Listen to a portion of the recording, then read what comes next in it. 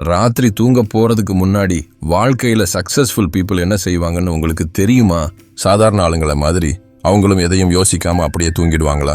இல்லைன்னா தூங்க போறதுக்கு முன்னாடி அவங்க ஏதாவது செய்வாங்க பாருங்க. அதுல தான் அவங்க ஜெயிக்கிற ரகசியம் இருக்கா? ஒன்று மட்டும் 100க்கு 100 உண்மைங்க. தூங்க போறதுக்கு முன்னாடி சக்சஸ்ஃபுல் பீப்புள் செய்யற சிலதும் யோசிக்கிறதும் சாதாரண ஆளுங்களை விட கண்டிப்பா வித்தியாசமா தான் இருக்கும். இந்த மாதிரி வேற மாதிரி பழக்கம் இருக்கிறதால தான் அவங்க வாழ்க்கையில பெரிய ஆளா வர்றாங்க. ஆனா நம்மள நிறைய பேர் என்ன பண்ணுவோம்?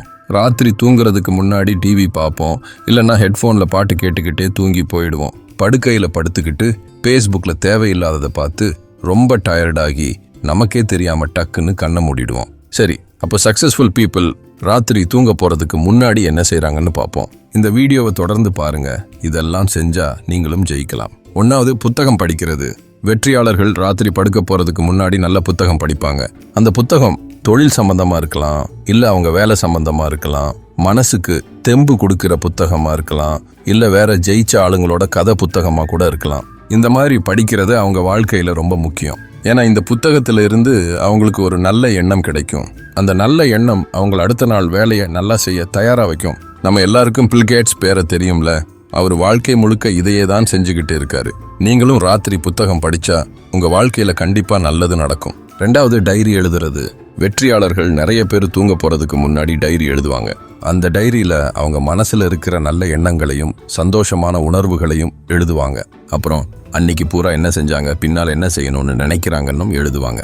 டைரி எழுதுறது ரொம்ப முக்கியம். ஏன்னா அப்படி எழுதும்போது இன்னைக்கு என்ன நல்லது செஞ்சோம், எந்த வேலையை செஞ்சிருக்கலாம், நாளைக்கு என்னென்ன வேலை பாக்கி இருக்குன்னு நமக்கே தெரியும். சும்மா கிடைச்ச நேரம் சரியா பயன்பட்டுச்சா இல்ல வீணா போச்சான்னு கூட தெரியும். இந்த மாதிரி எல்லா விஷயத்தையும் சக்சஸ்ஃபுல் பீப்புள் டைரியில எழுதி வைப்பாங்க. இதனால அவங்க சொந்த வாழ்க்கையிலிருந்தே நிறைய கத்துக்குவாங்க. நீங்களும் இந்த மாதிரி டைரி எழுதுனா ஒருவேளை நாளைக்கு உங்க கதையை கூட மற்றவங்க படிப்பாங்க, யாருக்கு தெரியும். 3வது, அடுத்த நாளைக்கு என்ன செய்யணும்னு முந்தின ராத்திரியை யோசிக்கிறது. வெற்றியாளர்கள் எல்லாருக்கும் ஒரு குணம் இருக்கும். அவங்க நேரத்தை ரொம்ப மதிப்பாங்க. எல்லா வேலையையும் சீக்கிரமா முடிக்க பார்ப்பாங்க. அதுக்காக அடுத்த நாள் என்னென்ன வேலை செய்யணும்னு ராத்திரியே எழுதி வைப்பாங்க. எந்த வேலை முக்கியம்னு வரிசையா எழுதி வைப்பாங்க. அப்படி செஞ்சா நாளைக்கு என்ன பண்ணணுங்கிற குழப்பம் இல்லாம நிம்மதியா தூங்கலாம். அதனால நீங்களும் நாளைக்கு என்ன செய்யணும்னு ராத்திரியே யோசிச்சு வைங்க. அப்ப நீங்க வேலையில நல்ல கவனம் செலுத்த முடியும். நேரமும் வீணாகாது, உங்க நாளும் நல்லா போகும். 4வது, மனக்கண்ணுல பாக்குறது. அடுத்த நாள் என்ன செய்யணும்னு யோசிச்சு முடிச்சதும் சக்சஸ்ஃபுல் பீப்புள் அடுத்து என்ன செய்வாங்க தெரியுமா? அவங்க செய்ய போற வேலையில வெற்றி கிடைச்ச மாதிரி மனசுக்குள்ளேயே கற்பனை பண்ணி பார்ப்பாங்க. இப்படி மனசுல கற்பனை பண்றது நம்ம வேலையை சுலபமாக்குற மாதிரி தோண வைக்கும். உண்மையில எப்படி நடக்கணும்னு நாம நினைக்கிறோமோ அதே நம்ம மனசுக்குள்ள ஒரு படமா ஓட விட்டு பார்க்கணும். இது ரொம்ப சக்தி இருக்கிற ஒரு வழி. வெற்றியாளர்கள் அவர்கள் வேலையில ஜெயிக்கிறதுக்கும் வாழ்க்கையில எல்லாத்துலயும் ஜெயிக்கிறதுக்கும் இந்த வழியை தான் பயன்படுத்துறாங்க. 5வது, நல்ல ஆழமா தேவையான அளவுக்கு தூங்குறது. சக்சஸ்ஃபுல் பீப்புள் கிட்ட இருக்கிற ஒரு நல்ல பழக்கம் இது. நல்ல ஆழமா தேவையான அளவுக்கு தூங்குறது. இப்படி நல்லா தூங்குனா அது அடுத்த நாளைக்கு நல்ல தெம்ப கொடுக்கும். அதனால நாள் பூரா உடம்பு நல்லா சுறுசுறுப்பா இருக்கும், களைப்பும் கம்மியா தான் தெரியும். ஒருவேளை நீங்க ராத்திரி நல்லா ஆழமா தேவையான அளவுக்கு தூங்கலன்னா அடுத்த நாள் ஒரே கஷ்டமாவும் களைப்பாவும் தான் போகும். இதனால உங்க வேலை நிறைய வீணாகலாம், எந்த வேலையும் ஒழுங்கா நடக்காது.